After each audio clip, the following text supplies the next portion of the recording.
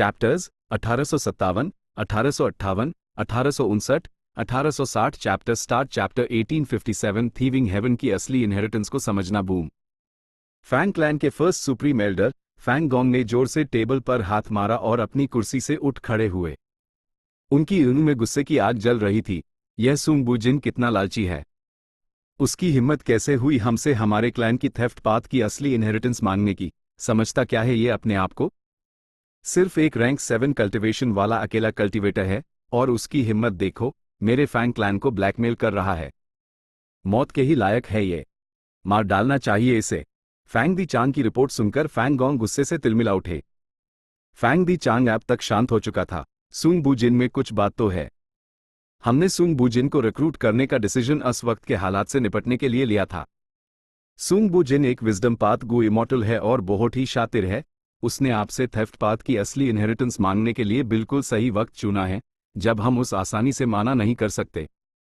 क्या तुम सच में यूएसईवाई थेफ्ट पाथ की असली इनहेरिटेंस देने की सोच रहे हो? वो थीविंग हेवन की असली इनहेरिटेंस है। फैंग गोंग की ईंट फटी की फटी रह गई। फैंग दी चांग ने कड़वी मुस्कान दी। अगर हम उसी नहीं देंगे तो वो काम नहीं करेगा। हम उसका क्या कर लेंगे? हाँ, वो इस वक्त हमारे क्लैन के हेडक्वार्टर्स में है और हम सब मिलकर उस पर हमला करें तो शायद उससे खत्म कर सकते हैं।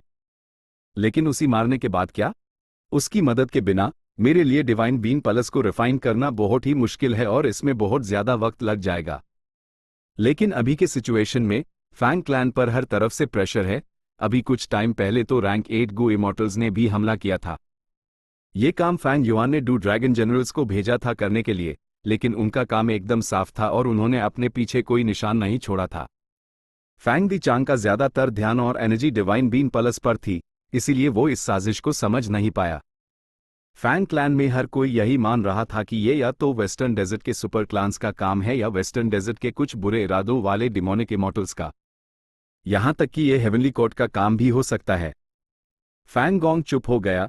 आखिर वो फर्स्ट सुप्रीम एल्डर था, वो भी अब शांत होने लगा था। फैंग क्लैन की अभी की हालत में उन्हें सच में सुंग बुजिन की जरूरत थी। एक बार उन्होंने डिवाइन बीन पलस को कंट्रोल कर लिया तो वो कमबैक कर सकते थे और इस मुश्किल सिचुएशन को बदल सकते थे।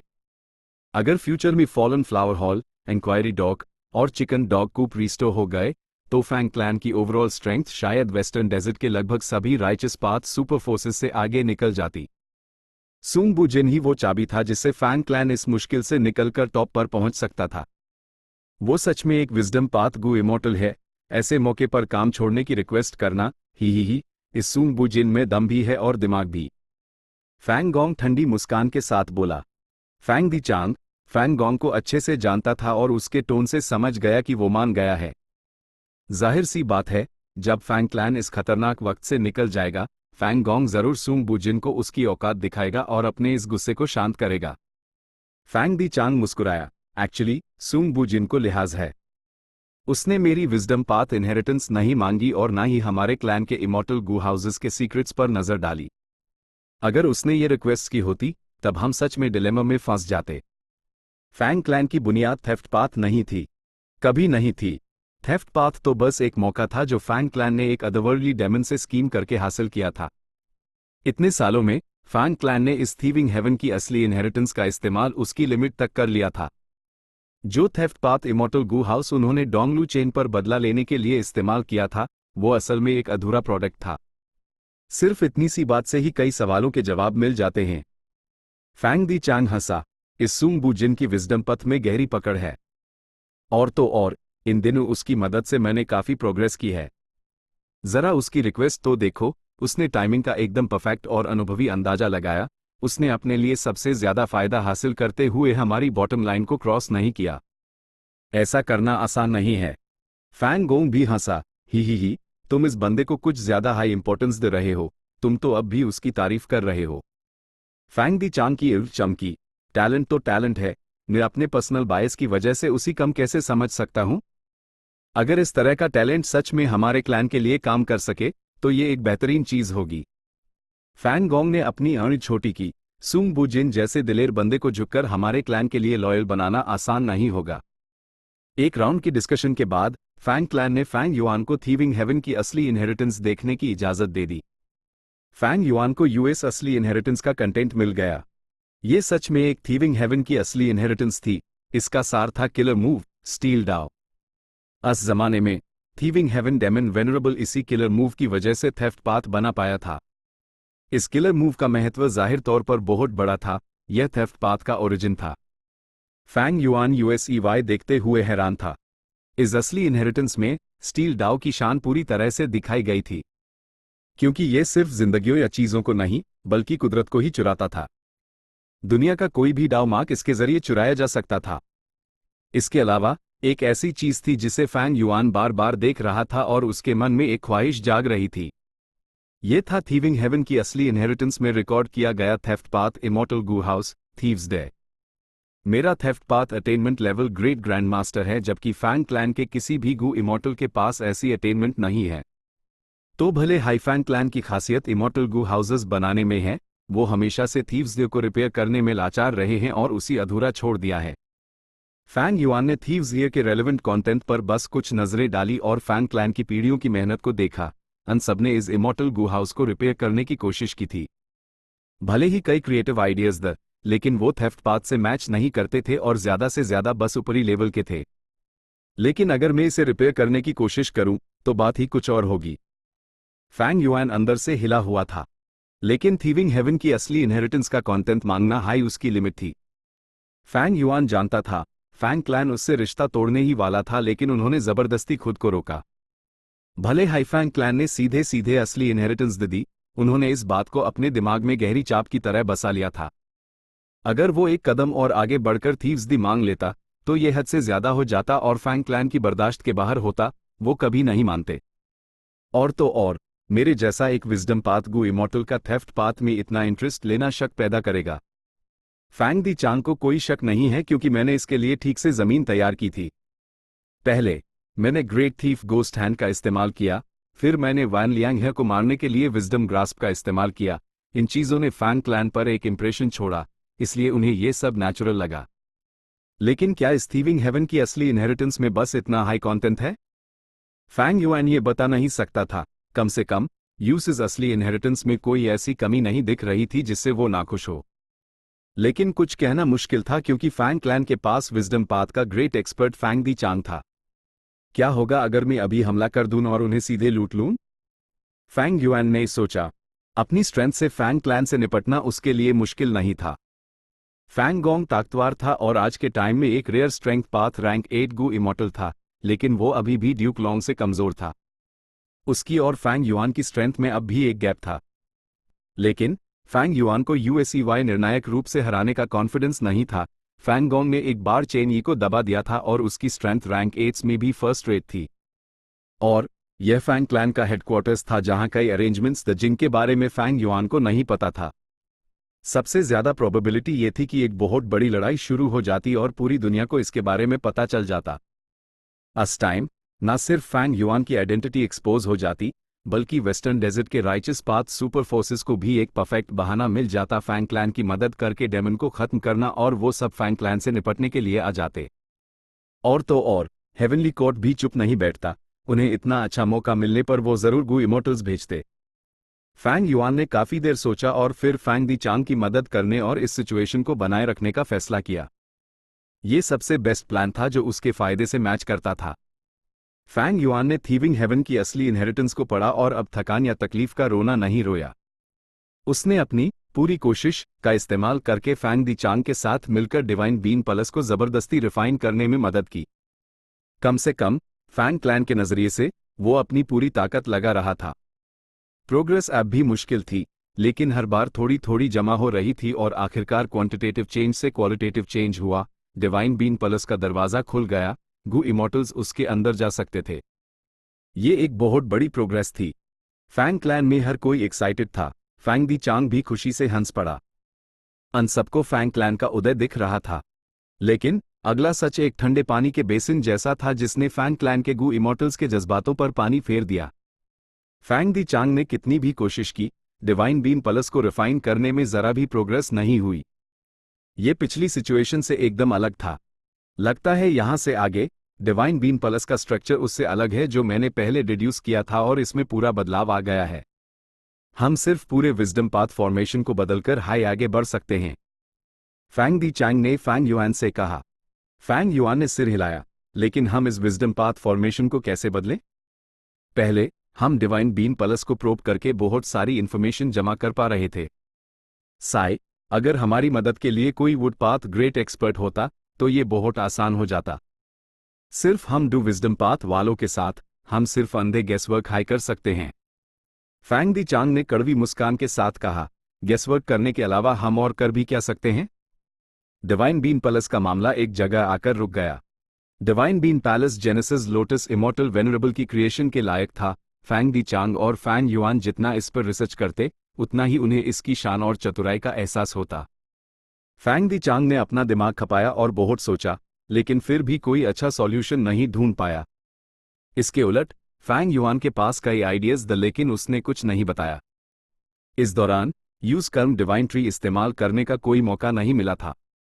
अगर वो इस मूव का इस्तेमाल करता तो जरूर बहुत बड़ी प्रोग्रेस होती। यहां बैठे बैठे सॉल्यूशन सोचना मेरा कल्टीवेशन का तरीका नहीं है। मैं थोड़ा घूमने जा रहा हूं और अपना दिमाग फ्रेश करूंगा, शायद इस प्रोसेस में मुझे कोई इंस्पिरेशन मिल जाए। फैंग युआन ने जाने का बहाना बनाया। फैंग दी चांग और फैंग गोंग ने यूएससीवाई रोकने की कोशिश की, लेकिन रोक नहीं पाए, और ये सोचकर कि उन्हें बाद में सूंग बुजिन की मदद की जरूरत पड़ेगी, उन्होंने फैंग युआन को जाने दिया। फैंग युआन ने फैंग क्लैन छोड़ दिया और ग्रीन गोस्ट डेजर्ट में चला गया, लेकिन असल में वो चुपके से ड्रीम रेल्म्स एक्सप्लोर करने गया था। इस दौरान उसने और चीकुयू ने अपने ट्रांजैक्शंस जारी रखे थे, और सेकंड एपर्चर गू का इस्तेमाल करके उसने सदर्न बॉर्डर के राइचस पाथ को एक्सटॉर्ट करना जारी रखा और उनसे वुड पाथ से रिलेटेड ड्रीम रेल्म्स मांगे। उनकी मदद के लिए कोई वुड पाथ ग्रेट एक्सपर्ट नहीं था। किसे परवाह थी? क्या ये ठीक नहीं होगा अगर मैं खुद एक वुड पाथ ग्रेट एक्सपर्ट बन जाऊं? फैंग युआन का सोल्यूशन सिंपल और क्रूड था। यह वुड पाथ ड्रीम रेल्म्स कोई मुश्किल नहीं थे। Fang Yuan dream realms explore करने के एक्सपीरियंस के मामले में दुनिया का नंबर 1 इंसान था। ड्यूक लॉन्ग जैसे लोग भी फैंग युआन के सामने टिक नहीं सकते थे। फैंग युआन का वुड पाथ अटेनमेंट लेवल हमेशा से ऑर्डिनरी था। उसने अपनी पिछली जिंदगी के 500 सालों में इससे ज्यादा कांटेक्ट नहीं रखा था। लेकिन जल्द ही वो एक वुड पाथ मास्टर बन गया। बाहर की दुनिया में कुछ और दिन बीत गए और वो एक वुड पाथ ग्रैंड मास्टर बन गया। उसने एक बार फिर अपने पास के सारे ड्रीम रेल्म्स एक्सप्लोर कर लिए थे। फैंग युआन ने एब कर्म डिवाइन ट्री और डिवाइन बीन पल्स पर ज्यादा कॉन्फिडेंस के साथ रिसर्च करना शुरू किया। उसके दिमाग में तुरंत नगिनत आइडियाज आए और उनमें से ज्यादातर आजमाए जा सकते थे। लगता है मुझे कर्म डिवाइन ट्री को मॉडिफाई करना पड़ेगा, लेकिन इस किलर मूव को मॉडिफाई करने के लिए मुझे एक suitable wood path immortal Gu refine करना होगा। मेरे पास जो ये वुड पाथ इमॉर्टल गू हैं वो सूटेबल नहीं है। फैंग युआन थोड़ा हिचकिचा रहा था। उसके लिए wood path immortal Gu refine करना कोई प्रॉब्लम नहीं थी। आखिरकार उसके पास लंग या सेक था। लेकिन अगर वो ऐसा करता तो लक पाथ इमॉर्टल गू की रिफाइनमेंट रोकनी पड़ती। डू ईस्टर्न सी इमॉर्टल्स ने फैंग झेंग को सोल सर्च किया था और इन्फॉर्मेशन चीसी एंसेस्टर को बता दी थी, इसलिए फैंग युआन को हेवनली कोड का प्लान पता था और कीन डिंगलिंग के बारे में भी पता था। हेरी मैन गू इमॉर्टल्स के luck path immortal Gu refine करने के प्रोग्रेस के आधार पर फैंग युआन यह डिड्यूस कर सकता था कि हेवनली कोड भी luck path immortal Gu refine करने में जल्दबाजी कर रहा था। भले ही वो ज्यादातर रिफाइनमेंट्स में सफल नहीं हो पा रहे थे, लेकिन वो एक छोटा हिस्सा सफलतापूर्वक रिफाइन कर पा रहे थे। अगर वो अब अपना प्लान बदलता और बड़े पैमाने पर wood path immortal Gu refine करना शुरू कर देता तो इसका मतलब luck path immortal Gu refine करने की कंपटीशन छोड़ देना होता। लेकिन अगर वो luck path immortal Gu refine करने पर अदा रहता तो Fang Yuan divine bean pulse को कब्जे में करने के लिए सिर्फ अभी के कर्म डिवाइन ट्री किलर मूव पर ही निर्भर रह सकता था, और ये बहुत ज्यादा मुश्किल होता। फैंग युआन को एक हल्का सा एहसास हो रहा था कि अभी का मौका अनमोल था। अगर उसने इस मौके को गंवा दिया तो फ्यूचर में डिवाइन बीन पैलेस हासिल करने की उम्मीद बहुत ही कम होगी। चैप्टर 1858 सर्वज्ञाता और सर्वशक्तिमान फैंग युआन ने इस पूर्वाभास को बहुत अहमियत दी। पिछली जिंदगी में उसने गलती से 5 रीजनल माउंटेन रंगे में ताओ जू की असली इनहेरिटेंस को एक्टिवेट होते हुए देखा था, लेकिन यूज हासिल नहीं कर पाया था। उससे तब भी ऐसी हाई फीलिंग आई थी और वो जानता था कि उसने एक इंपॉर्टेंट फॉर्ट्यूटस एनकाउंटर मिस कर दिया है। इस गंवाए हुए मौके ने आगे चलकर उससे बहुत गहरा अफसोस कराया। जैसा सोचा था, सेंट्रल कॉन्टिनेंट की बड़ी लड़ाई में 5 रीजनल लिमिट फॉर्मेशन ने एक बहुत अहम रोल निभाया। अगर फैंग युआन ने ये मेथड सीख लिया होता तो वो ना सिर्फ स्टार कॉन्स्टलेशन इमॉर्टल वेनरेबल के अनसीसिंग फॉर्मेशन से निपट सकता था, बल्कि वो 5 रिस्ट्रिक्शन प्रोफाउंड लाइट की का इस्तेमाल करके हीरोज अमंग पीपल का जवाब भी दे सकता था। और इस बार यह फीलिंग यूज डिवाइन बीन पलस का सामना करते वक्त आई। लेकिन यह पिछली जिंदगी के पूर्वाभास से अलग है। यह चॉइस लेने से पहले हुआ, जबकि पिछली जिंदगी में यह घटना होने के बाद हुआ था।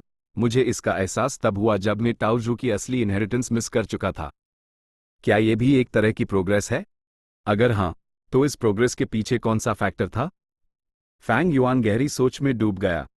फैंग युआन को इस पूर्वाभास में बहुत इंटरेस्ट था, लेकिन उससे भी ज्यादा इंटरेस्ट इस बात में था कि इस पूर्वाभास की वजह क्या थी। डिड्यूस करने के बाद फैंग युआन को एक जवाब मिला, अटेनमेंट लेवल्स। मेरा wisdom path attainment level high इसका मेन रीजन होना चाहिए।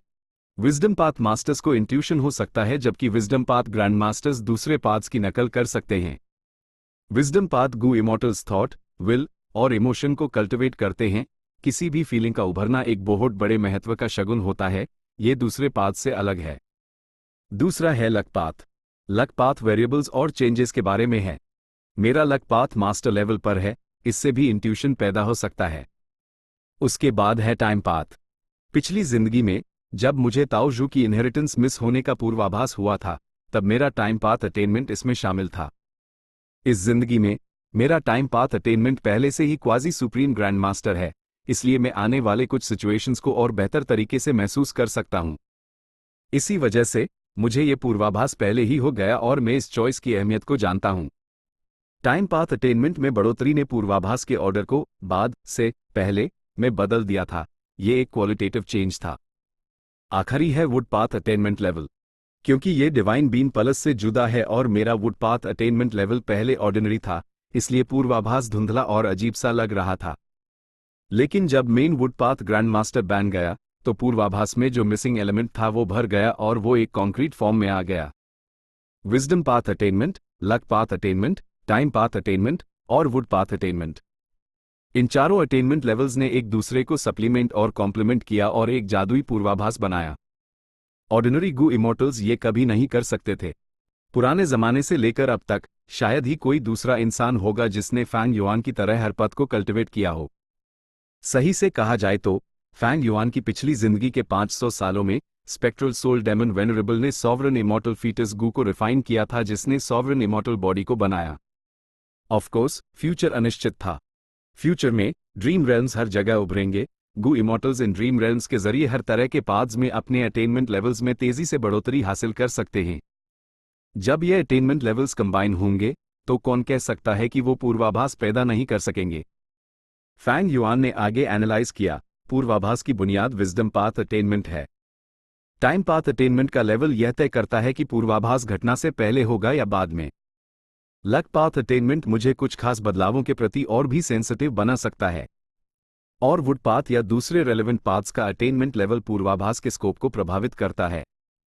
मेरा वुड पाथ अटेनमेंट लेवल बढ़ने के बाद मेरे पूर्वाभास ने एक साफ इशारा दिया।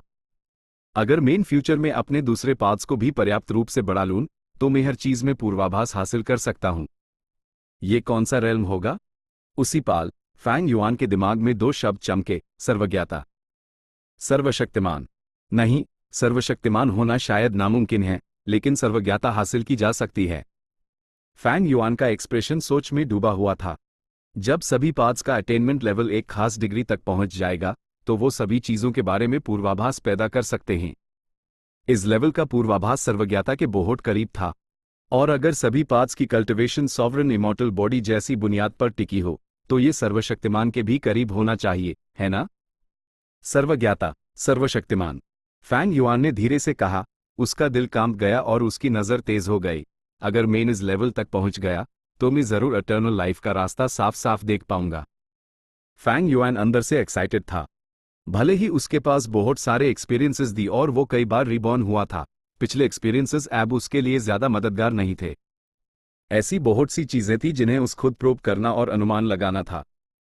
जैसे कि rank 9 venerable cultivation, Fang Yuan के डाउ मार्क्स की क्वांटिटी पहले हाई रैंक 8 की लिमिट तोड़ चुकी थी, और किसी ग्रोटो हेवन को निगलने के बाद सारी कैलामिटीज और ट्रिब्यूलेशन स्किप हो गई थी, इसलिए उस पहले हाई रैंक 8 को पार कर लेना चाहिए था। लेकिन वो रैंक 9 नहीं पहुंचा था। यूज रैंक 9 बनने का रास्ता खुद ही ढूंढना था। अभी उसने इस पूर्वाभास से विभिन्न पाथ्स की गहराइयों को एक्सप्लोर किया और समझा, और सभी पाथ्स को कल्टिवेट करने का एक एक्स्ट्रा फायदा भी महसूस किया। ऑर्डिनरी गु इमोर्टल्स शायद यहां रुक जाते, लेकिन फैंग युआन ने इस बुनियाद से एटर्नल लाइफ की उम्मीद महसूस की। इतिहास के सभी वेनरेबल्स एटर्नल लाइफ हासिल नहीं कर पाए। द इटर्निटी फैंग युआन के लिए भी सिर्फ एक गोल था।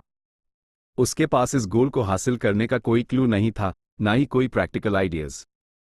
आज आखिरकार इस छोटे से पूर्वाभास से उसने आखिरकार एटर्नल लाइफ का रास्ता ढूंढ लिया था। भले ही मैं अभी तक नहीं जानता कि एटर्नल लाइफ कैसे हासिल करनी है, लेकिन सर्वज्ञाता और सर्वशक्तिमान उसकी बुनियाद हैं। पहले फेट गु को नाश करना होगा ताकि एटर्नल लाइफ एक पॉसिबिलिटी बन सके। फिर मैं सर्वज्ञाता और सर्वशक्तिमान हासिल करने की दिशा में काम करता रहूंगा। सर्वज्ञाता हासिल करने के लिए मुझे ड्रीम रेल्म्स एक्सप्लोर करने होंगे और हर पथ में अपने अटेनमेंट लेवल्स को बढ़ाना होगा। सर्वशक्तिमान बनने के लिए मेन सॉवरन इमॉर्टल बॉडी के साथ हर पथ को कल्टिवेट करूंगा और हर तरह के मेथड्स पर पकड़ बनाऊंगा। चाहे सर्वज्ञाता हो या सर्वशक्तिमान, इनमें से एक भी चीज इतिहास के सभी पूर्वजों को पार करने के लिए काफी थी। यहां तक कि वेनरेबल्स ने भी सिर्फ 2 या 3 पाथ्स हाई कल्टिवेट किए थे, और वो सर्वज्ञाता हासिल नहीं कर पाए थे। उनकी ताकत शायद आम लोगों से परे थी, और यहां तक कि फैंग युआन भी ऐसी ताकत की कल्पना नहीं कर सकता था। लेकिन सॉवरन इमॉर्टल बॉडी के बिना सर्वशक्तिमान होना नामुमकिन था। अगर फैंग युआन सर्वज्ञानी और सर्वशक्तिमान बन पाता, तो वो जरूर सभी वेनरेबल्स को पीछे छोड़ देता।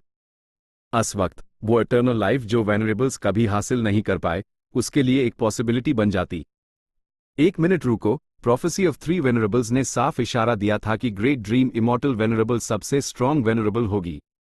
कहीं ऐसा तो नहीं कि वो सर्वज्ञाता के लेवल तक पहुंच पाएगी? ये काफी हद तक पॉसिबल था। ग्रेट ड्रीम इमॉर्टल वेनरेबल जरूर ड्रीम रेल्म्स एक्सप्लोर करने में एक ग्रेट एक्सपर्ट होगी। उसका हर पथ में अटेनमेंट लेवल बहुत हाई ऊंचे स्टैंडर्ड का होगा। इससे सर्वज्ञाता हासिल करना कोई अजीब बात नहीं थी। फैंग युआन का दिल थोड़ा सा कांपा। उससे प्रोफेसी ऑफ 3 वेनरेबल्स और आने वाले फ्यूचर के बारे में एक बिल्कुल नई और गहरी समझ मिली। उसके पास अभी रैंक 8 कल्टिवेशन थी और उसकी बैटल स्ट्रेंथ ड्यूक लॉन्ग के बराबर थी। वो पहले से ही दुनिया के पीक पर एक एक्सपर्ट था। लेकिन वो अब भी स्वर्ग और पृथ्वी और फ्यूचर के सामने बहुत छोटा था। ऐसी बहुत सी चीजें थी जिन्हें उस अभी भी पढ़ना और समझना था, अभी भी न गिनत एस्पेक्ट्स थे जिन्हें यूज इंप्रूव करना था। सर्वज्ञाता और सर्वशक्तिमान एक बहुत दूर का लक्ष्य था। ज्यादातर लोग इसके बारे में सोचकर ही डर जाते और शायद निराशा से उनका दम घुट जाता। उनके मन में कोशिश करने की जरा सी भी इच्छा नहीं होती। लेकिन फैंग युआन अनंत फाइटिंग स्पिरिट से भरा हुआ था। ऐसे ही मेरी जिंदगी सारे संघर्षों और सारी कोशिशों से जिंदा दिल बन जाएगी। कुछ दिन बाद लैंग या ब्लेस्ड लैंड। जल्दी आग तेज करो। सफेद बालों वाला Lang Ya land spirit long hair refinement path formation को कंट्रोल करते हुए जोश में बोला। आग की तेजी के लिए जिम्मेदार हेरी मैन गु इमॉर्टल ने तुरंत अपनी पूरी ताकत लगाकर आग तेज कर दी। लेकिन लंग या लैंड स्पिरिट संतुष्ट नहीं था, अब भी चिल्ला रहा था, आग और गर्म होनी चाहिए, बहुत ज्यादा गर्म। लेकिन लॉर्ड, ये पहले से ही सबसे ज्यादा टेम्परेचर है, हेरी मैन गु इमॉर्टल ने चिल्लाकर कहा। लैंग या लैंड स्पिरिट बहुत अनुभवी था। एक पाल में ही उसने एक सॉल्यूशन सोचा और कमांड दिया, 6th hair wind formation activate करो, हम हवा का इस्तेमाल करके आग बढ़ाएंगे। 8th hair refinement path killer moves का इस्तेमाल करके बची हुई हवा को इकट्ठा करो और अधूरे इमॉर्टल गु को प्यूरिफाई करो। अगर हवा होती तो विंड पाथ डाउ मार्क से कंटेमिनेशन होता। सिर्फ यूज प्यूरिफाई करके हाई इमॉर्टल गु रिफाइनमेंट आसानी से आगे बढ़ सकती थी। लैंग या लैंड स्पिरिट का फॉर्मेशन पर सटीक कंट्रोल था। उसके एक्शंस बहुत सारे थे, लेकिन बेतरतीब नहीं। रिफाइनमेंट पाथ फॉर्मेशन अचानक से हिला, एक तेज रोशनी फूटी और आसमान की तरफ गई, और फिर उतनी ही तेजी से गायब हो गई। फॉर्मेशन धीरे धीरे रुका। एक बिल्कुल नया वुड पाथ इमॉर्टल गु रिफाइन हो चुका था, फिर से सफल, जैसा कि लॉर्ड लैंग या लैंड स्पिरिट से उम्मीद थी। हेरी मैन गु इमॉर्टल्स खुश थे और लगातार तारीफें कर रहे थे। लेकिन लंग या लैंड स्पिरिट तारीफ से भरा हुआ था। ये मास्टर के गु रेसिपी की वजह से हुआ है। Fang Yuan refinement path quasi supreme grand master और वुड पाथ ग्रैंड मास्टर था। उसके मॉडिफाई किए हुए wood path immortal Gu recipes बहुत हाई लेवल के थे। उसके साथ लंग या लैंड स्पिरिट का peak level refinement path attainment जुड़ने से वो कम मेहनत में बेहतर रिजल्ट्स दे रहे थे। सक्सेस रेट बहुत हाई था। दूसरे हेरी मैन गू इमोर्टल्स भी इस बात से सहमत थे। लॉर्ड लैंड स्पिरिट सही कह रहे हैं। इमोर्टल गू का सक्सेस रेट हमेशा बहुत कम रहा है। यह रिफाइनमेंट पाथ अटेनमेंट और गू रेसिपी से सीमित है। ज्यादातर गू इमोर्टल्स रिफाइनमेंट पाथ को सेकेंडरी पाथ के रूप में भी कल्टिवेट नहीं करते। इससे अच्छे से इमेजिन किया जा सकता है कि उनका रिफाइनमेंट पाथ अटेनमेंट कैसा होगा। और एक गू रेसिपी को मॉडिफाई करने के लिए न सिर्फ उस पाथ का अटेनमेंट लेवल चाहिए, बल्कि रिफाइनमेंट पाथ अटेनमेंट और विजडम पाथ अटेनमेंट भी चाहिए। इमोर्टल गू रिफाइनमेंट हमेशा से एक पैसा बर्बाद करने वाला काम रहा था, लेकिन फैंग युआन के लिए यह धीरे धीरे एक आम प्रोसेस बन गया था। इसका कारण यह था कि फैंग युआन के पास लाइट ऑफ विजडम जैसे विजडम पाथ मेथड्स द और refinement path quasi supreme grand master attainment level था, साथ ही उसके दूसरे पाथ्स के अटेनमेंट लेवल्स भी काफी हाई थे। इसलिए इमोर्टल गू रिफाइनमेंट की कई बढ़ाएं फैंग युआन के लिए ना के बराबर हो गई थी। सॉवरन इमोर्टल एपर्चर का टाइम फ्लो बहुत तेज था। कुछ ही दिनों में फैंग युआन ने कई वुड पाथ इमोर्टल गू हासिल कर लिए। उसने आखिर में wood path immortal Gu refine करने का ही फैसला किया। असल में सदर्न बॉर्डर में भी बहुत सारे वुड पाथ गू इमोर्टल्स दी और कई वुड पाथ इमोर्टल गू भी, लेकिन फैंग युआन ने ये इमोर्टल गू नहीं मांगे। सदर्न बॉर्डर का राइचस पाथ बड़े पैमाने पर बीकन टावर्स बनाना शुरू कर रहा था और धीरे धीरे एकजुट होने लगा था। वो हेवनली कोर्ट के साथ भी सहयोग कर रहे थे ताकि ट्रेजर येलो हेवन में फैंग युआन के बिजनेसेस को दबाया जा सके। यह सिचुएशन पिछली जिंदगी में भी हुई थी। इससे ये साफ था कि वू योंग पूरे सदर्न बॉर्डर के राइचस पाथ को एकजुट करने के लिए जोर लगा रहा था। अगर फैंग युआन सदर्न बॉर्डर के राइचस पाथ से wood path immortal Gu extort करता तो हेवनली कोर्ट को इसके बारे में जरूर पता चल जाता। फेरी जी वे को शक होने लगता। Fang Yuan wood path immortal materials इकट्ठे कर रहा है, क्या वो वुड पाथ में प्रोग्रेस करना चाहता है? वो wood path immortal Gu refine करना चाहता है? वो क्या करने की कोशिश कर रहा है? Heavenly court divine beam plus की वजह से फैंग क्लैन पर खास नजर रख रहा था। दोनों चीजों को जोड़ना काफी आसान था। चैप्टर 1859 सुंग बुजिन आत्मा को शांति माइल फेरी जी वे एक विजडम पाथ ग्रेट एक्सपर्ट थी और उसके पास स्टार कॉन्स्टलेशन चेस बोर्ड भी था। बहुत ज्यादा चांसेस द कि वो फैंग क्लैन के आसपास फैंग युआन के निशान डिड्यूस कर लेती और फिर वहां से उसके प्लान में दखल देकर उस बर्बाद कर देती। पहले भी ऐसी हाई सिचुएशन हुई थी। फैंग युआन की पाथ कल्टिवेट करता था और यूज की पाथ इमोर्टल मटेरियल्स की जरूरत थी, लेकिन उसने उन्हें सदर्न बॉर्डर के राइचस पाथ से एक्सटॉर्ट नहीं किया। लेकिन ईस्टर्न सी में ड्यूक लॉन्ग ने तुरंत की सी एंसेस्टर और फैंग युआन के बीच एक रिश्ता बता दिया, जिसने फैंग युआन को हैरान कर दिया था।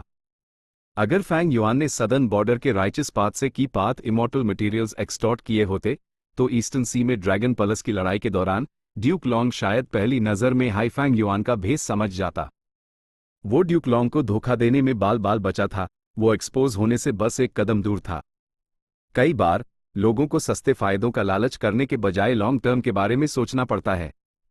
अगर फैंग युआन ने पहले सस्ते फायदे का लालच किया होता और साउदर्न बॉर्डर के राइचस पाथ से की पाथ इमोर्टल मटेरियल्स एक्सटॉर्ट किए होते तो हेवनली कोर्ट शायद की सी एंसेस्टर की असली आइडेंटिटी समझ चुका होता और तब फैंग युआन को प्राइमोर्डियल ओरिजिन इमोर्टल वेनरेबल की पाथ असली इनहेरिटेंस का एक हिस्सा नहीं मिल पाता। फैंग युआन एक सावधान इंसान था। जो रिस्क्स वो लेता था उन वक्तों के अलावा जब उसके पास कोई चारा नहीं होता था वो ज्यादातर गहरी प्लानिंग के बाद ही लिए जाते थे। उसने सैकड़ों साल संघर्ष किया था, अनगिनत रास्तों पर चला था, कई बार मौत को छू कर लौटा था और वेनरेबल्स और हेवंसविल की लड़ाइयों के बीच से गुजरकर आखिरकार अपने इस मुकाम पर पहुंचा था। मुश्किलें और हार ही इंसान की जिंदगी की असली दौलत होती हैं। ऐसे मेंटल फोर्टिट्यूड के साथ फैंग युआन घमंडी होकर अपना रास्ता नहीं भटकता। स्टेबिलिटी, उस हर चीज में स्टेबिलिटी चाहिए थी। ईस्टर्न सी में ड्रैगन पलस की लड़ाई के दौरान फैंग युआन को फैंग झेंग के बारे में इंफॉर्मेशन मिली और पता चला कि उसने 2 बार उस परेशान किया था और कीन डिंगलिंग के अस्तित्व के बारे में भी जाना। कीन डिंगलिंग जायंट सन इमोर्टल वेनरेबल के दौर की इंसान थी, एक सेंट्रल कॉन्टिनेंट की इमोर्टल जो मेटल पाथ कल्टिवेट करती थी लेकिन बाद में लकपथ में बदल गई और 3 लाख साल तक सोती रही थी। फैंग युआन के डिडक्शंस के मुताबिक कीन डिंगलिंग का लकपाथ अटेनमेंट लेवल कम से कम ग्रेट ग्रैंड मास्टर था और क्वाजी सुप्रीम ग्रैंड मास्टर होना भी नामुमकिन नहीं था। ऐसे लकपाथ अटेनमेंट लेवल के साथ अगर वो सिर्फ 2 या 3 लकपाथ इमोर्टल गू रिफाइन कर पाती तो वो किलर मूव्स बना और मॉडिफाई कर सकती थी और उसके पास कॉम्प्रहेंसिव लकपाथ मेथड्स होते। इस सिचुएशन में लकपाथ इमोर्टल गू रिफाइन करने की जल्दबाजी का कोई खास मतलब नहीं था। पहले फैंग युआन ने लक पाथ में इन्वेस्ट करने को प्रायोरिटी दी थी क्योंकि हेवनली कोर्ट की लक पाथ में बुनियाद कमजोर थी। फैंग युआन अपने इन्वेस्टमेंट पर 10 गुना रिटर्न पा सकता था, लेकिन अब उसके इन्वेस्टमेंट की संभावना कम हो गई थी। ये पहले जैसा ही था जब फैंग युआन ने शैडो सेक्ट की असली इनहेरिटेंस हासिल की थी, लेकिन उसने सोल पथ पर ज्यादा फोकस करने का फैसला नहीं किया। स्पेक्ट्रल सोल को हेवनली कोर्ट ने पकड़ लिया था, इसलिए उस सोल पाथ असली इनहेरिटेंस की ज्यादा वैल्यू नहीं थी। उसकी सोल पाथ स्ट्रेंथ को हेवनली कोर्ट द्वारा आसानी से डिसाइफर और काउंटर किया जा सकता था। इन कई पहलुओं की वजह से फैंग युआन ने फिलहाल के लिए लक पाथ गु रिफाइनमेंट रोकने और वुड पथ में बदलने का फैसला किया। रैंक 8 इमॉर्टल गु हाउस डिवाइन बीन पैलेस एक ऐसी चीज थी जो फैंग युआन की स्ट्रेंथ को बहुत बड़े मार्जिन से बढ़ा सकती थी। हेवनली कोर्ट हमेशा से फैंग युआन की सबसे बड़ी रुकावट रहा था। हेवनली कोर्ट को फेट गु रिस्टोर करने से रोकना सिर्फ एक लड़ाई का मामला नहीं था, इसमें इंफॉर्मेशन, भेस, धोखा, गु रिफाइनमेंट, रिसोर्सेज और कई दूसरे एस्पेक्ट्स का संघर्ष शामिल था। दुश्मन के ट्रम्प कार्ड्स का अंदाजा लगाने के बाद ही वो कमियां ढूंढ सकता था और उनसे ठीक से निपट सकता था। इसलिए इंफॉर्मेशन एक बहुत हाई इंपॉर्टेंट एस्पेक्ट था। इतिहास में कई मशहूर लड़ाइयां ऐसी लगती हैं जैसे आसानी से जीती गई हों, लेकिन कौन जानता है कि छुपे हुए संघर्षों की गहराई क्या थी, कितनी तैयारियां की गई थी और कितनी बार प्लानिंग करके दिमाग खपाया गया था। बिना सोचे समझे आगे बढ़ना सिर्फ मौत की तरफ ले जाता। बेवकूफ लोग ज्यादा दूर नहीं जा सकते। क्योंकि इन्वेस्टमेंट टू प्रोडक्टिविटी रेशो में एक बहुत बड़ा बदलाव आया था, फैंग युआन ने अपना नुकसान रोकने के लिए इन्वेस्टमेंट रोकने का फैसला किया। गहरी सोच के बाद फैंग युआन ने और हिचकिचाया नहीं और इस प्लान को दृढ़ता से चुना। वक्त गुजरा, पांचों रीजन्स की बाहरी दुनिया में शांति का माहौल था, जबकि अंदर ही अंदर तूफान हो रहा था। सॉवरेन इमॉर्टल एपर्चर में टाइम फ्लो बहुत तेज था और हर दिन बदलाव देखे जा सकते थे। पूरा सॉवरेन इमॉर्टल एपर्चर एक कदम और आगे बढ़ चुका था। चीसी ग्रोटो हेवन को अनेक्स करने से माइल 1 मिलियन की पाथ डाउ मार्क्स ने सॉवरेन इमॉर्टल एपर्चर के हर हिस्से को प्रभावित किया था। अभी के मिनी 9 हेवन्स बहुत सारी धुंध से भरे हुए थे। ये धुंध हर तरह के रंगों की थी। मिनी येलो हेवन में पीली धुंध थी, मिनी व्हाइट हेवन में सफेद धुंध। इन धुंध का एक हिस्सा जमकर बादल बन गया। फैंग युआन ने शुरू में बादल लाने का प्लान बनाया था, लेकिन अभी सॉवरेन इमॉर्टल एपर्चर के नेचुरल डेवलपमेंट से ये बहुत अच्छे से प्रोग्रेस कर चुका था, जिससे फैंग युआन के बहुत सारे रिसोर्सेज बच गए। डाउ मार्क्स हाई इमॉर्टल एपर्चर के ग्रोथ का असली फाउंडेशन है। इन 1 मिलियन डाउ मार्क्स के साथ इमॉर्टल एपर्चर सिर्फ नेचुरली डेवलप होकर ही हर तरह के फायदेमंद बदलाव पैदा कर सकता है। जाहिर है, रिस्क्स भी हैं। इस प्रोसेस में मुझे हर वक्त ध्यान देना होगा और समय पर एडजस्टमेंट्स करने होंगे ताकि ये बदलाव पिछले इकोलॉजी को खतरे में ना डाल दे। फैंग युआन का सॉवरेन इमॉर्टल एपर्चर बहुत बड़ा था। 1 मिलियन की पाथ डाउ मार्क्स का प्रभाव सभी हिस्सों में फैल गया और सॉवरेन इमॉर्टल एपर्चर खुद इसे सह सकता था। मिनी 5 रीजन्स में कई जगहों पर की के प्रवाह दिखने लगे। मिनी सदर्न बॉर्डर में कुछ मशहूर और खास पहाड़ों के आसपास धुंध थी। मिनी नॉर्दर्न प्लेन्स के वातावरण को पाला और बर्फीली हवा ढकने लगी थी। मिनी वेस्टर्न डेजर्ट में गर्म हवा उठने लगी थी, जबकि सेंट्रल कॉन्टिनेंट के कई इलाकों में की के भंवर बन गए थे। असली बड़ा इजाफा बेसिक डूकी में हुआ था, हेवन की और अर्थ ची। फैंग युआन साफ देख सकता था कि सॉवरेन इमॉर्टल एपर्चर की गहरी जमीन के नीचे एक रिमार्केबल अमाउंट में अर्थ ची जमा हो गई थी। आसमान में अनंत मात्रा में हेवन की फैली हुई थी, लेकिन वो कॉन्सेंट्रेटेड अर्थ की जितनी साफ नहीं दिख रही थी। जैसे जैसे हेवन की बढ़ती रहेगी, मिनी 9 हेवन्स में और भी ज्यादा धुंध और बादल होंगे और मिनी 9 हेवन्स के बीच एक हल्की की दीवार बन जाएगी। जैसे जैसे ये की दीवार डेवलप होगी, आखिरकार ये हेवनली विंची वॉल बन जाएगी। अर्थ की के ग्रोथ के 2 दिशाएं थी। एक ये था कि फैंग युआन यूज अग्नो कर दे और उसे गुठली में जमने दे। यह अर्थ की गुठली जमा होती रहेगी और कुछ जमीन डोज गुफाएं बनाएगी। जो भी इन अर्थ की से भरी गुफाओं में जाएगा, वो अर्थ की से गल जाएगा और पत्थर की मूर्तियों में बदल जाएगा। अगर इस तरह की अर्थ ची बहुत घनी हो गई, तो यह अर्थ की के रेतीले तूफान बना सकती है, जिसका आसपास पर बुरा प्रभाव पड़ेगा। लेकिन अर्थ की के रेतीले तूफानों के दौरान बहुत सारे अर्थ पाथ इमॉर्टल मटेरियल्स पैदा होंगे। दूसरी दिशा ये थी कि फैंग युआन इस विशाल अर्थ की गुठली को सावधानी से डाइवर्ट करे, अर्थ की के आसपास सुरंगें खोदकर उस सभी दिशाओं में फैलने दे। अगर अर्थ की को इमॉर्टल एपर्चर के विभिन्न हिस्सों में बांट दिया जाए तो अर्थ की के रेतीले तूफान नहीं होंगे। इससे मिनी 5 रीजन्स की मिट्टी और भी उपजाऊ हो सकती है और पौधों, खनिजों और दूसरे रिसोर्सेज की प्रोडक्टिविटी बढ़ सकती है। और वो लंबी और पतली सुरंगें जो अर्थ की को इधर उधर ले जाती हैं, अर्थ की से गलने के कारण धीरे धीरे चौड़ी हो जाएंगी। ये सुरंगें अर्थ पाथ डाउ मार्क से भर जाएंगी और आखिरकार अर्थ ट्रेंचेस बन जाएंगी। इन दोनों डेवलपमेंट दिशाओं के अपने फायदे और नुकसान थे। फैंग युआन को सोचना भी नहीं पड़ा, उसने दूसरा रास्ता चुना। यूज अर्थ पाथ इमॉर्टल मटेरियल्स की कमी नहीं थी। सुरंगें खोदना और अर्थ ट्रेंच वेन्स बनाना पूरे सॉवरन इमॉर्टल एपर्चर को कॉम्प्रहेंसिवली ऊपर उठाएगा। ये डेवलपमेंट की संभावनाओं को बहुत बढ़ा देगा। फैंग युआन ने सॉवरन इमॉर्टल एपर्चर के सारे डेवलपमेंट का काम अपने सबॉर्डिनेट्स को सौंप दिया। यह गु इमॉर्टल्स कड़ी मेहनत करते थे और कभी आलस नहीं करते थे। जहां तक फैंग युआन की में बॉडी की बात है, वो कर्म डिवाइन ट्री कल्टिवेट करने में कड़ी मेहनत कर रहा था। पहले Fang Yuan rank 7 mature bamboo immortal gu को कोर के रूप में और दूसरे rank 6 wood path immortal gu को सप्लीमेंट्री के रूप में इस्तेमाल करके मुश्किल से killer move Karma divine tree activate कर पाता था। उसके पास core rule path immortal gu cause और core wood path immortal gu effect की कमी थी। फैंग युआन को रिप्लेसमेंट के लिए बहुत सारे इमॉर्टल गू इस्तेमाल करने पड़े थे। इस वक्त वुड पाथ इमॉर्टल गू और वुड पाथ अटेनमेंट लेवल की कमी के कारण फैंग युआन ने इस पर ज्यादा इन्वेस्ट नहीं किया था। इस वजह से स्टेप्स जटिल हो गए, यूज इस पर बहुत मेहनत करनी पड़ती थी। कर्म डिवाइन ट्री को एक्टिवेट होने में ज्यादा समय लगता था और उस असली लड़ाई में इस्तेमाल नहीं किया जा सकता था। इतना ही नहीं, रैंक 7 कोर इमॉर्टल गू का इस्तेमाल करने वाले कर्म डिवाइन ट्री की शक्ति घटकर रैंक 6 लेवल की हो गई थी। इस दौरान के इंप्रूवमेंट के बाद भले हाई कर्म डिवाइन ट्री के domain core immortal gu cause और इफेक्ट अब भी नहीं थे, मच्योर बैम्बू इमॉर्टल गू को बहुत ज्यादा सूटेबल वुड पाथ इमॉर्टल गू से रिप्लेस कर दिया गया था। साथ ही फैंग युआन के वुड पाथ अटेनमेंट लेवल में बढ़ोतरी के कारण killer move Karma divine tree में भी एक बड़ा सुधार आया था। ए फ्लैट इस मूव का प्रिपरेशन टाइम बहुत कम हो गया था और उस असली लड़ाइयों में इस्तेमाल किया जा सकता था। इसकी शक्ति पहले हाई रैंक 7 लेवल तक बढ़ चुकी थी। यह मूव रैंक 8 गू इमॉर्टल से निपटने के लिए साफ तौर पर कमजोर है। ज्यादा से ज्यादा मैं इसे रैंक 7 को परेशान करने के लिए इस्तेमाल कर सकता हूं। इसका सबसे इंपॉर्टेंट यूज ऐप भी डिवाइन बीन प्लस को कब्जे में करना है। जहां तक किलर मूव कर्मा रिलोकेशन की बात है, मैं यूज फिलहाल रिस्टोर नहीं कर पा रहा हूं। कर्मा डिवाइन ट्री के साथ फैंग युआन आजमाने के लिए बेताब था। जैसे ही वो कर्म डिवाइन ट्री का इस्तेमाल करता, डिवाइन बीन प्लस के मामले में एक बड़ा ब्रेक थ्रू और प्रोग्रेस होती।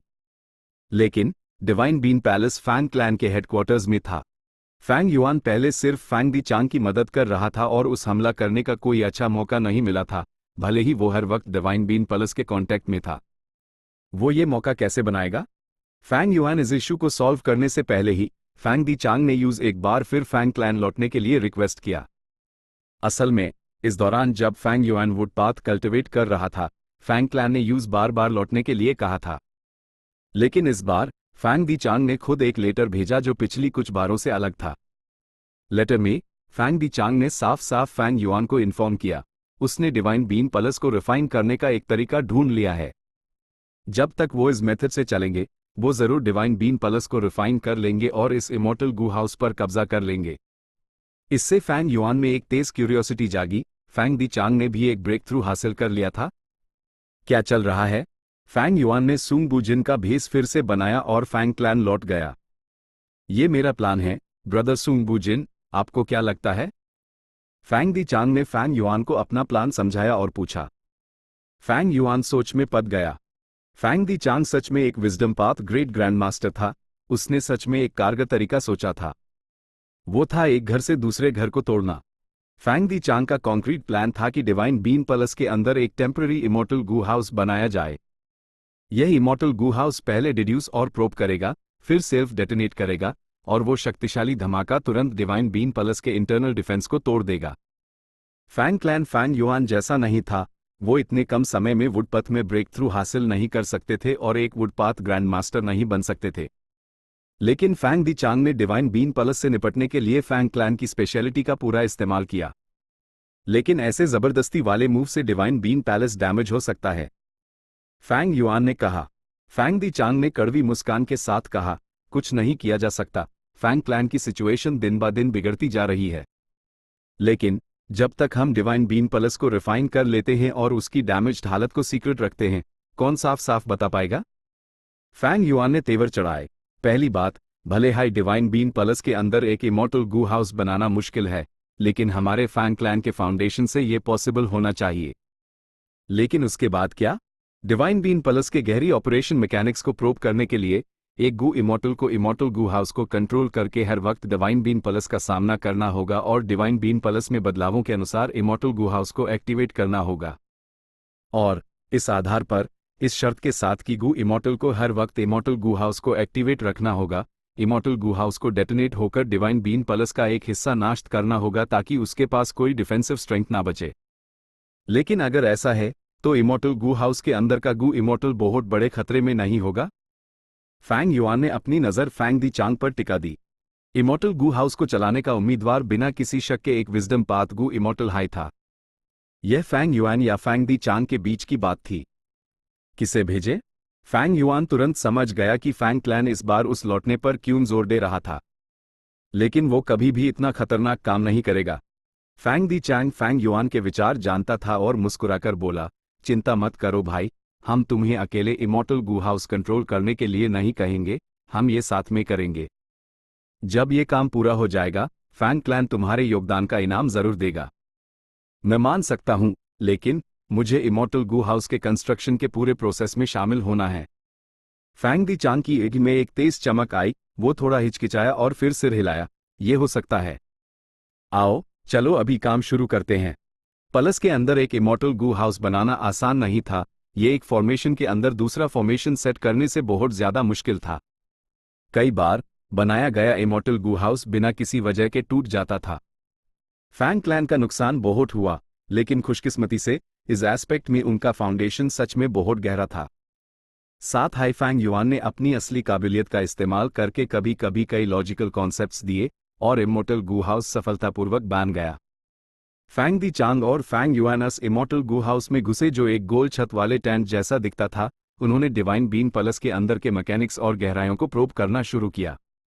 इस इमॉर्टल गू हाउस के साथ उनकी प्रोग्रेस सच में बहुत बड़ी थी। जल्द ही फैंग दी चांग को लगा कि समय आ गया है और उसने फैंग युआन से कहा, हम आखिरी स्टेप शुरू कर सकते हैं। क्या तुम तैयार हो? हाँ, फैंग युआन ने सर हिलाए। गुड, फैंग दी चांग ने कहा और इमॉर्टल गू हाउस को एक्टिवेट किया। चारों तरफ से जंजीरें निकली और तुरंत फैंग युआन को कास कर बांध दिया। फैंग युआन का चेहरा डर से सफेद पड़ गया। भाई, ये आप क्या कर रहे हैं?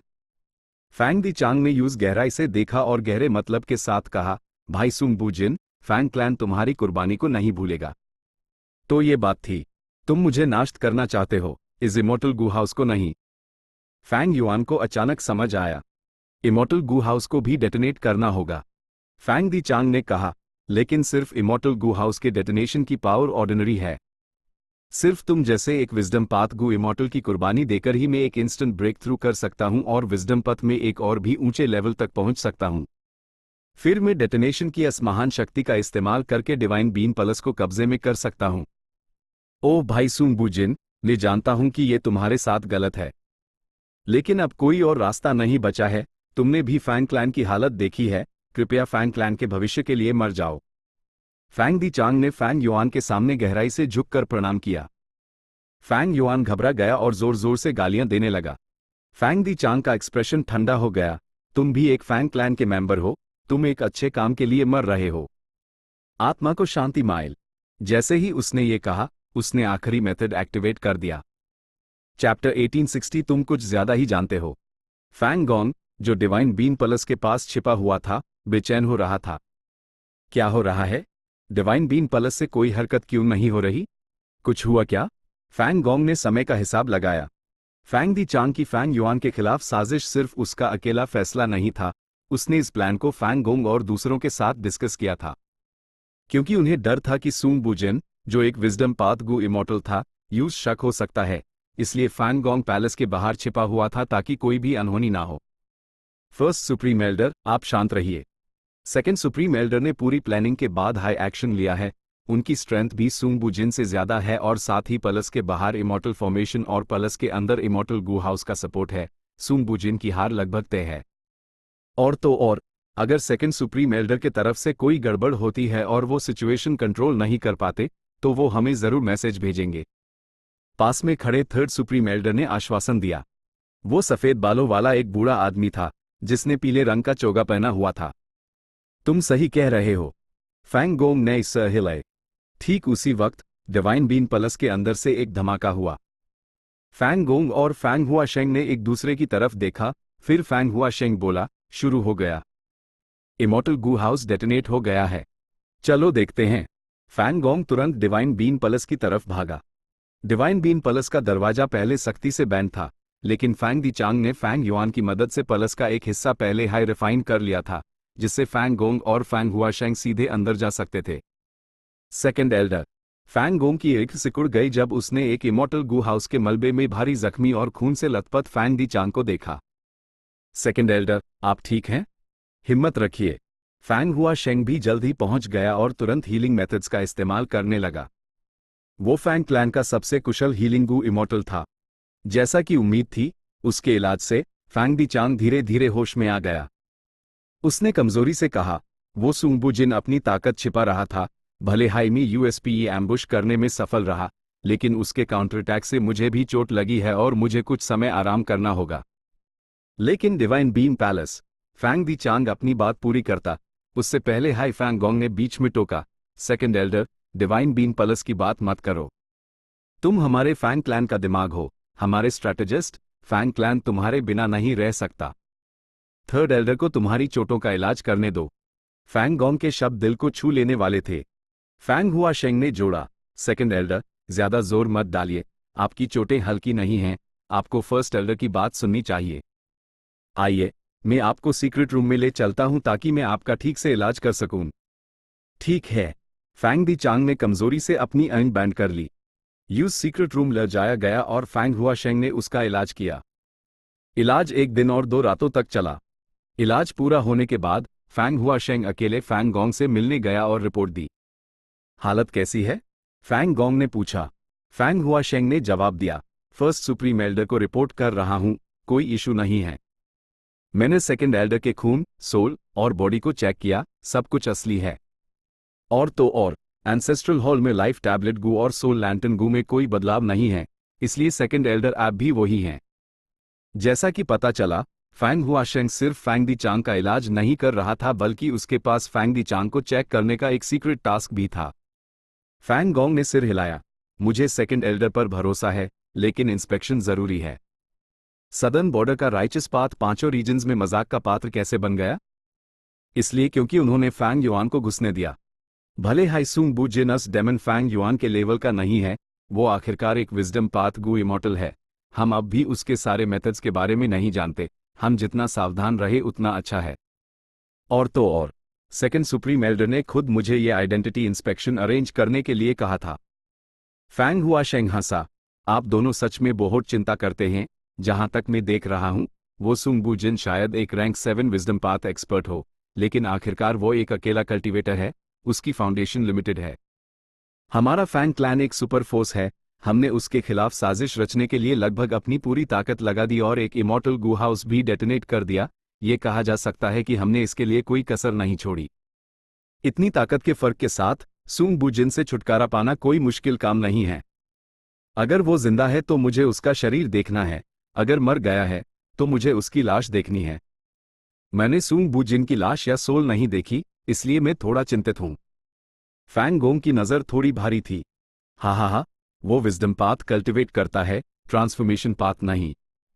सेकंड सुप्रीम एल्डर के डिटेल्स बताए बिना भी मैं एक मोटा मोटा अंदाजा लगा सकता हूं। सूंग बू जिन ने जरूर काउंटर अटैक करते वक्त अपनी ताकत बढ़ाने के लिए कोई मेथड इस्तेमाल किया होगा, जिसके नतीजे में एक शक्तिशाली धमाका हुआ जिसने उसकी अपनी लाश और सोल को नाश कर दिया। फैंग हुआशेंग ने कहा। बिस्तर पर लेटा हुआ फैंग दी चांग ने अपनी आंखें खोली। फैंग हुआशेंग को रिपोर्ट किए हुए 1 दिन और 1 रात हो चुकी है। लगता है मैं उन्हें धोखा देने में कामयाब रहा, फैंग दी चांग ने सोचा। वो असली फैंग दी चांग नहीं था, बल्कि फैंग युआन का क्लोन था। वापस अस्पताल में जाते हैं जब फैंग दी चांग ने अपनी साजिश शुरू की थी। ओह भाई सूंग बू जिन, मैं जानता हूं कि ये तुम्हारे साथ गलत है, लेकिन अब कोई और रास्ता नहीं बचा है। तुमने भी फैंग क्लैन की हालत देखी है, कृपया फैंग क्लैन के भविष्य के लिए मर जाओ। फैंग दी चांग ने फैंग युआन के सामने गहराई से झुककर प्रणाम किया। फैंग युआन घबरा गया और जोर जोर से गालियां देने लगा। फैंग दी चांग का एक्सप्रेशन ठंडा हो गया। तुम भी एक फैंग क्लैन के मेंबर हो, तुम एक अच्छे काम के लिए मर रहे हो। आत्मा को शांति माइल। जैसे ही उसने ये कहा, उसने आखिरी मेथड एक्टिवेट कर दिया। चुप्पी। हाँ। फैंग दी चांग थोड़ा हैरान हुआ और उसने मेथड फिर से एक्टिवेट किया। ए फ्लैट भी चुप्पी। ये क्या हो रहा है? फैंग दी चांग की ईंट की पुतलियां सिकुड़ गई और उसका एक्सप्रेशन बदल गया। उसने जल्दी से चेक किया। उसने फैंग युआन को अविश्वास से देखा। तुमने इस इमॉर्टल गू हाउस के साथ छेड़छाड़ की है। फैंग युआन का घबराया हुआ एक्सप्रेशन पूरी तरह से गायब हो गया और उसकी जगह एक शैतानी मुस्कान आ गई। ओह हाँ, कमाल है, तुमने पता लगा ही लिया। ये कैसे पॉसिबल है? पूरा प्रोसेस मैंने खुद संभाला था। तुमने सिर्फ कुछ सुझाव दिए थे और कुछ नहीं। फैंग दी गैंग को अचानक ठंड लगने लगी जब उसने ये कहा। कहीं ऐसा तो नहीं कि? हाँ हाँ हाँ। फैंग युआन ने ताली बजाई। तुम सच में एक wisdom path great grand master हो। तुमने इतनी जल्दी समझ लिया। सही कहा। भले ही मैंने सिर्फ कुछ सुझाव दिए थे, तुमने उन्हें मान लिया। अन सुझावों से बने इमॉर्टल गू हाउस के कई हिस्से डिवाइन बीन पलस से मेल खाते हैं। तुमने पलस के बाहर एक गू फॉर्मेशन और अंदर एक गू हाउस बनाया ताकि डिवाइन बीन पलस में घुसकर यूज जबरदस्ती रिफाइन कर सको। लेकिन दूसरे एस्पेक्ट से देखें तो डिवाइन बीन पलस ने भी तुम्हारे गू फॉर्मेशन और गू हाउस में घुसपैठ की। और जहां तक मेरी बात है, मैं डिवाइन बीन पलस को प्रभावित कर सकता हूं। डिवाइन बीन पैलेस एक बैंड संदूक की तरह था। फैंग क्लैन का गू फॉर्मेशन और गू हाउस एक क्रोबा की तरह थे जिसे संदूक के ढक्कन की दरार में डाल दिया गया था, जो संदूक के ताले को जबरदस्ती तोड़कर खोल सकता था। और साथ ही ये संदूक, डिवाइन बीन पैलेस, एक बड़े मुंह की तरह था जिसने क्रोबा को काट लिया था। फैंग युआन ने अब जो किया था वो था डिवाइन बीन पलस को प्रभावित करना और यूज क्रोबा को कास कर पकड़ने पर मजबूर करना। इससे ये सिचुएशन बनी। फैंग दी चांग ने अपना मेथड एक्टिवेट किया लेकिन कोई असर नहीं हुआ। फैंग दी चांग ने फैंग युआन को घूर कर देखा और कहा, आखिर तुम हो कौन? ये करना आसान नहीं है। पहले, तुम्हारे पास बहुत हाई फॉर्मेशन पाथ अटेनमेंट होनी चाहिए, और दूसरा, तुम्हारे पास डिवाइन बीन पलस को प्रभावित करने का मेथड भी होना चाहिए। फैंग युआन मुस्कुराया। भले ही उसका wisdom path attainment level Fang Di Chang से कम था, वो फिर भी एक ग्रैंड मास्टर था। उसका फॉर्मेशन पथ भी ग्रैंड मास्टर लेवल पर था। यह double grand master attainment level था। इसलिए जब फैंग दी चांग पलस के बाहर इमॉर्टल फॉर्मेशन को मॉडिफाई कर रहा था और पलस के अंदर इमॉर्टल गू हाउस बना रहा था, फैंग युआन पहले ही उसकी साजिश समझ चुका था। फैंग युआन को गुस्सा नहीं आया, बल्कि वो खुशी से हैरान था। उसने खुद को काबू में रखा और इस साजिश को अपने फायदे के लिए इस्तेमाल किया। फैंग दी चांग सोच रहा था कि सिचुएशन उसके कंट्रोल में है, लेकिन फैंग युआन पहले ही सब कुछ समझ चुका था। Immortal killer move, Karma divine tree. Fang Yuan के कंधों और सिर के ऊपर से हरा धुआं उठा और एक विशाल दिव्य पेड़ बन गया। वो पेड़ हरा भरा और घना था, और पत्तों के बीच कई फल बिखरे हुए थे। डिवाइन बीन पैलेस हिलने लगा। फैंग दी चांग की ईर्ष्या, हैरानी और गुस्से से फटी रह गई। उसने फैंग युआन की तरफ इशारा किया, तो तुमने हेवनली कोर्ट का साथ दिया। कमीने, गद्दार।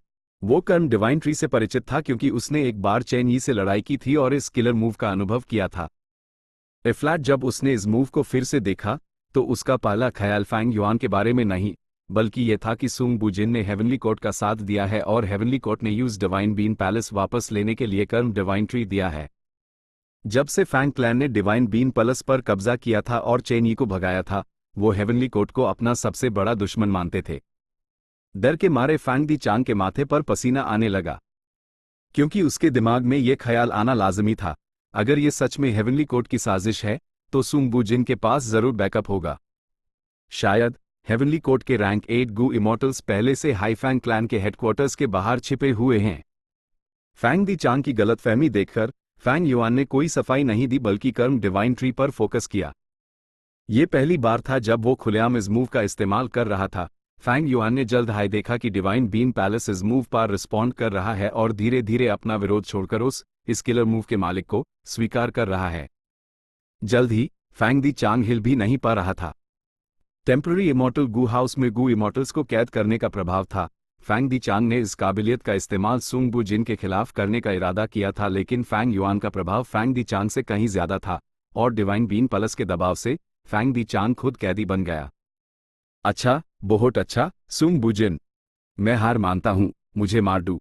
फैंग दी चांग ने मौत के डर के बिना ठंडी हंसी हंसी। उसने जिंदगी और मौत के मोड़ पर अपनी पूरी बहादुरी दिखाई। फैंग युआन भी ठंडा मुस्कुराया। तुम अपनी मौत का इस्तेमाल लाइफ टैबलेट गू और दूसरे मेथड्स में बदलाव लाने के लिए करना चाहते हो, ताकि बाहर फैंग गोंग और दूसरों को सूचित कर सको।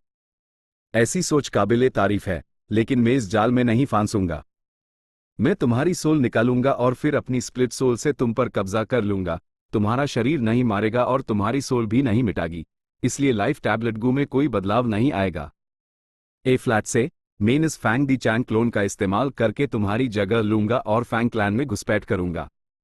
मैं तुम्हारी सोल को पूरी तरह से सर्च करूंगा। मैं तुम्हारे सारे एक्सपीरियंसेस, यादें और इंफॉर्मेशन लूट लूंगा।